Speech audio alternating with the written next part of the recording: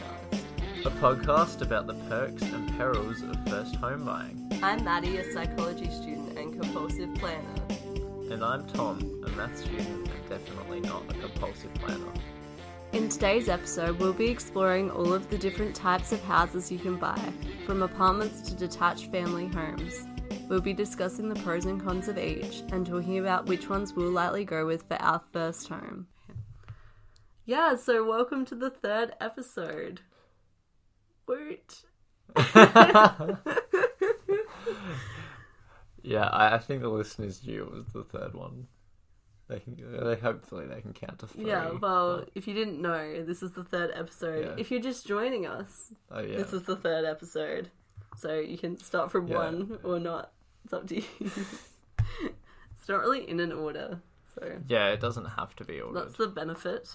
So anyway, we're going to be discussing types of houses, which is exciting.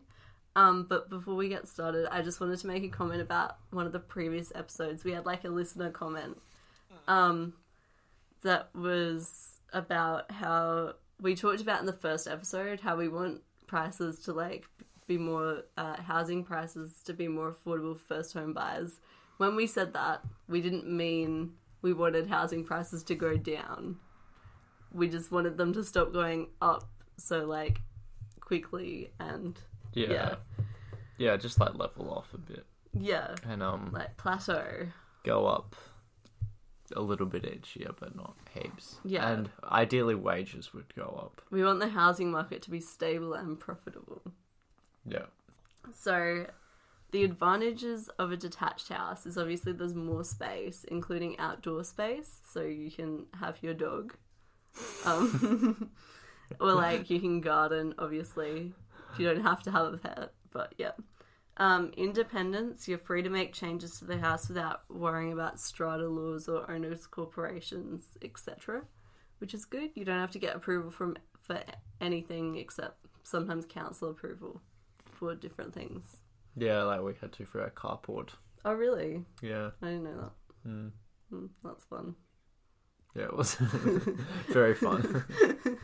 Love council It's because it approval. like slightly affected our neighbours. So it's like, Oh, really? well, yeah, because it's like I think it puts their house in shade in the afternoon. Oh, that's so funny that you had to get council approval because of the sun. Yeah, I think it was because of the sun. Yeah. So anyway, and obviously privacy is also a big one for detached houses. That's probably the most private type of house. There's also disadvantages of a detached house, which includes obviously more maintenance is necessary because it's bigger and there's probably a garden and that sort of stuff. And with more maintenance comes more bills and higher cost of living. In general, they're also more expensive to buy. So they're generally not a huge option for first home buyers, but it depends obviously where you live. They're definitely the much bigger investment, both in terms of your time you're going to have to spend looking after it and how much they're going to cost. So if you want to rent the detached house, if you buy a detached house and you want to rent it out later, you can ask for a more expensive rent, but the rent isn't actually that more expensive in most places where it justifies the initial price of the house. So like... yeah, because most renters are in a similar position to first home buyers in terms of like their needs. So like, again, how a house doesn't really suit a first home buyer. It doesn't really suit a renter either. And that they're both young, kind of don't have that much money. No, and, a lot of people that rent are older though. Like I've known a lot of people that rent houses. Like people that used to go to school with me, like they were renting. Yeah, okay, alright, yeah. So, sure, yeah. There is a demand for house rentals. You just can't ask for that much. You can't ask for enough that it would cover, like, the mortgage and all the expenses. Because it's just, in general, a bigger house. Yeah, I just meant, like, on average, people rent more when they're younger, but, like, it's not... Yeah, it's definitely. Not like all renters are young people. It's just like... but, like, obviously, if you're looking at renting out houses, you're probably not going to rent to younger people.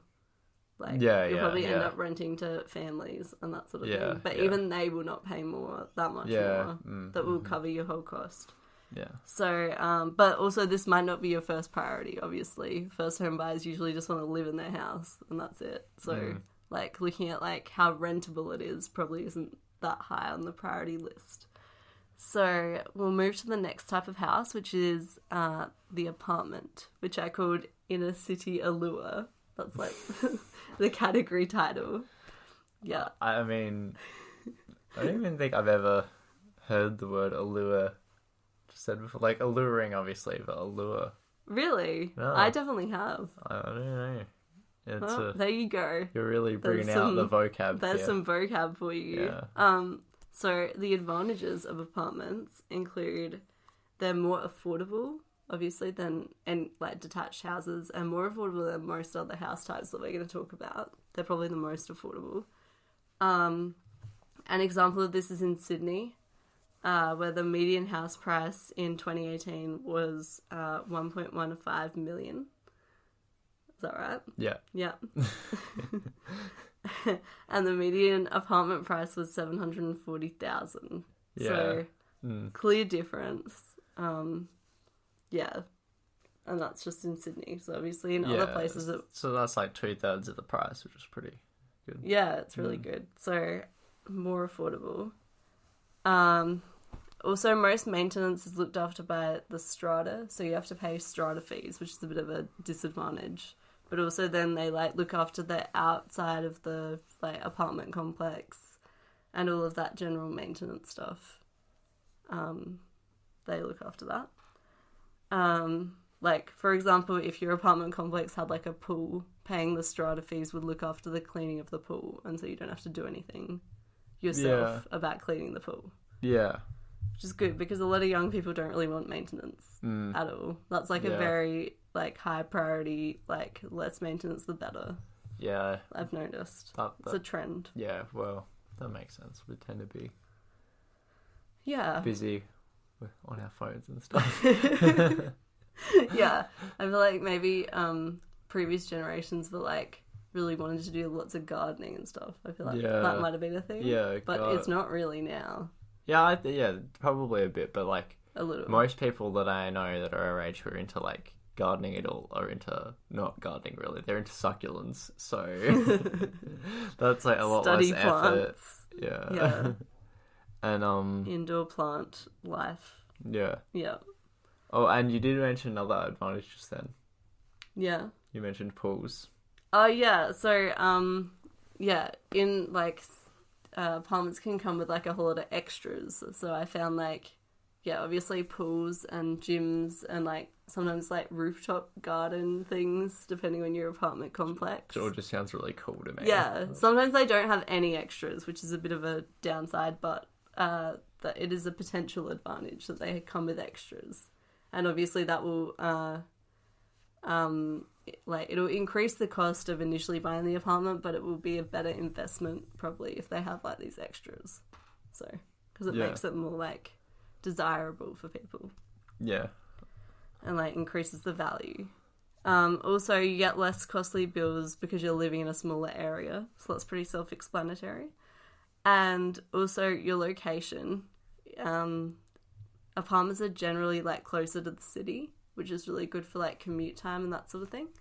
So that's definitely an advantage. And like because they're cheaper, you can basically live where you want within reason. For example, in Sydney, you can't just live in the city just because you can buy an apartment. Like I feel like, but in Adelaide, like apartments are pretty cheap. So you can probably just live in the city because you can buy an apartment. Yeah. Because there's one within your price range normally.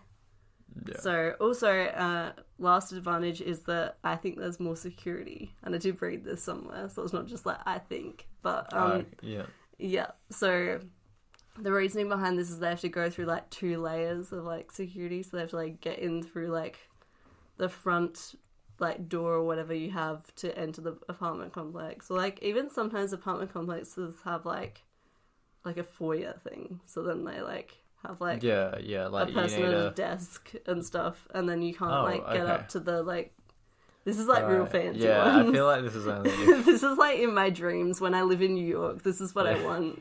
I want to have like a door person, you know, like those people that wait in the foyer and they're like, oh, good afternoon, and they like greet you because they know you live there. And Yeah, then you're like ideally when you're rich. this yeah. is gonna be amazing. Yeah, okay, so most apartments aren't like that, but normally you have to have a key card to use the lift or get in through the door or whatever, or like an actual key depending on the apartment.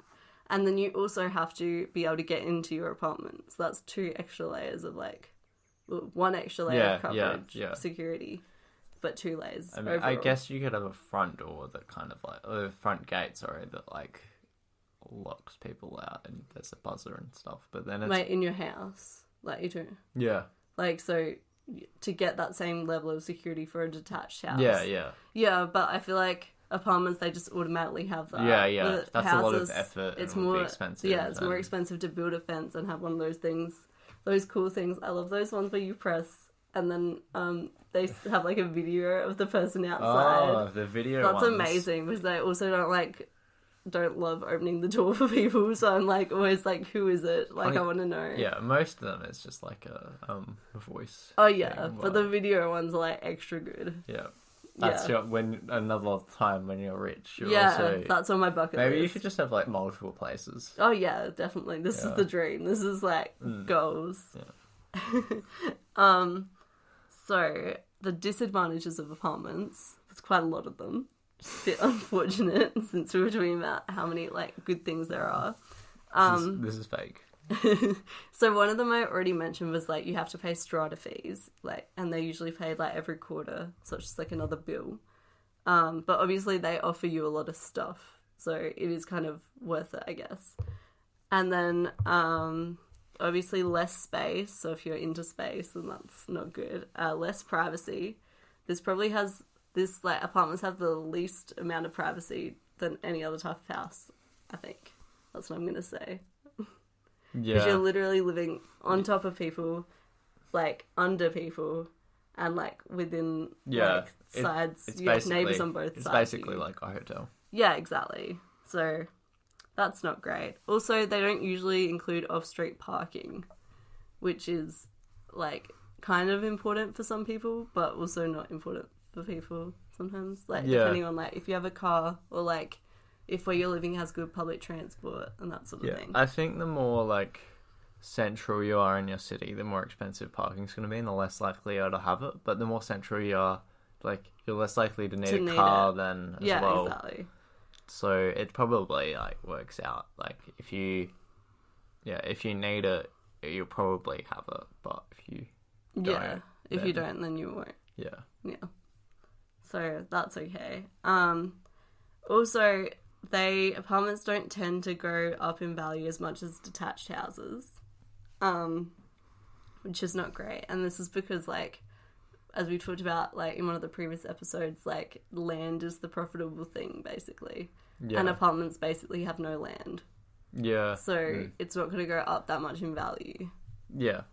Like, it still will, usually, but, not as much as houses and not, like, as regular. Like it doesn't cost that much to make a house, but it costs like to build an apartment. Like it does cost a lot of money, but like the land is actually more valuable. If it's, definitely like, a valuable piece of land somewhere. Yeah, exactly. Also, like speaking of value of apartments, there's been shown like a proportion of apartments sold actually incur like a loss. So you don't actually make money off them in some areas of the country. So, so we've got some data here from 2017, I think. Yeah, I think it was that. Yeah. And so that time, Sydney and Melbourne, Sydney particularly, were in a bit of a boom. So this data is the percentage of apartments that were resold for a loss. But at this time, it would be much lower than it is now. So in 2017, we had Sydney at 1.8%, Melbourne 11%, Brisbane 24.5%, Adelaide 12.3%, Perth 35.9%, Hobart 7.3%, Darwin 51.6%, and Canberra 21.8%. So you can sort of see some patterns here in that Darwin, which probably isn't a very desirable market in terms, not in terms of, oh, yeah, okay. Darwin, Insult them much. no, but like,